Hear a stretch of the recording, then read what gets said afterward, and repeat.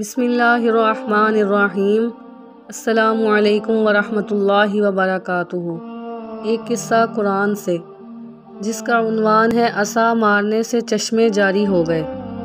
بنی اسرائیل کا اصل وطن ملک شام تھا، لیکن حضرت یوسف علیہ السلام کے دور حکومت میں یہ لوگ مصر میں آ کر آباد ہو گئے اور ملک شام پر قوم عمالقہ کا تسلط اور قبضہ ہو گیا، جو بدترین قسم کے کفار تھے۔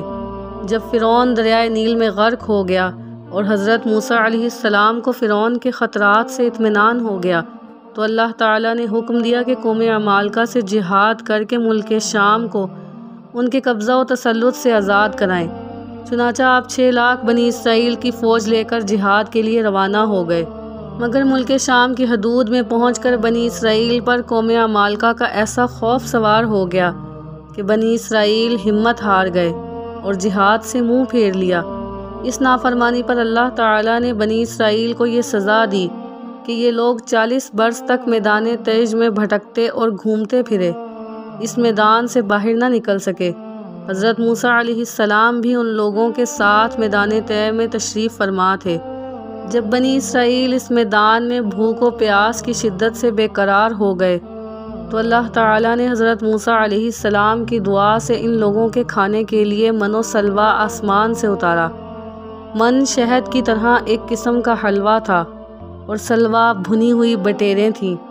کھانے کے بعد جب یہ لوگ پیاس سے بے تاب ہونے لگے اور پانی مانگنے لگے تو حضرت موسیٰ علیہ السلام نے پتھر پر اپنا عصا مارا تو اس پتھر میں 12 چشمے پھوٹ کر بہنے لگے، اور بنی اسرائیل کے 12 خاندان اپنے اپنے ایک چشمے سے پانی لے کر خود بھی پینے لگے اور اپنے جانوروں کو بھی پلانے لگے، اور پورے 40 برس تک یہ سلسلہ جاری رہا۔ یہ حضرت موسیٰ علیہ السلام کا معجزہ تھا جو عصا اور پتھر کے ذریعے ظہور میں آیا۔